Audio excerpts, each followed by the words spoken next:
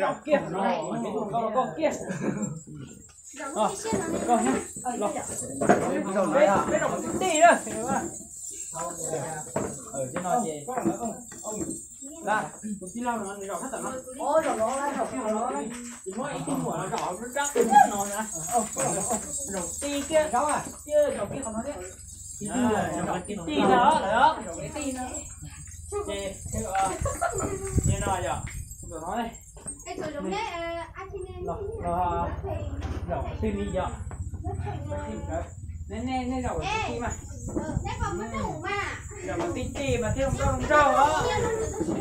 Sao xíu nào hả? Cái nó, ta bị tao vậy. Anh giống không? Rau tim mà. Nó làm xíu là Không ngồi đây cho.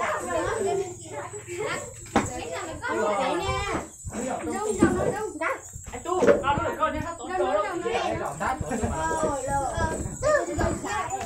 Này cả xin đọc xem mà đi. Xem này.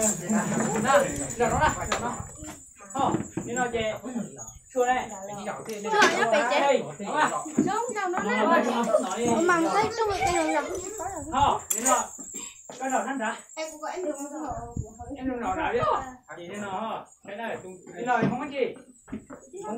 Không hư đâu. Ê, dạ chả mua ta chỉ mua mình kia. Đi nào, nó có này chị. Nó đọc nó đâu. Nó đi có đọc nó ra không đâu. Nhóc thôi.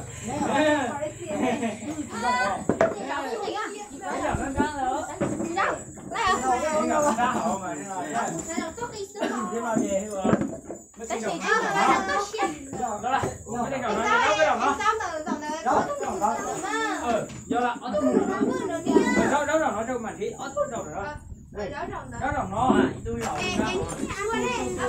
xua này do mùa xuống nha không chết cô đó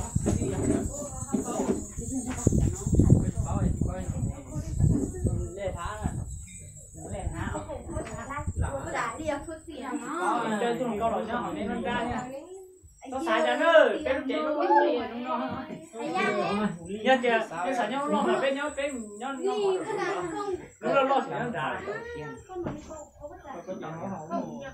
trong tiền đâu trong tiền thì cậu thấy là nó như rồi thì đã có ra có tí gì rồi cái tóc nó lá bị tôi ăn ráo đã chế luôn thì tôi ráo cái chỉ là rồi mấy à này rồi nó món nó kìa chưa cả kia tôi dọn cho tụi em được có chơi hai đứa khác hay quá đã có tua cả chị này cả chị uổng mà quay này trái dùng muốn trong là có là cho mình thì đầu thế có đầu xe có cái thịt bao gì cái xe gì cho tôi bao nhiêu nó học cái đồ nó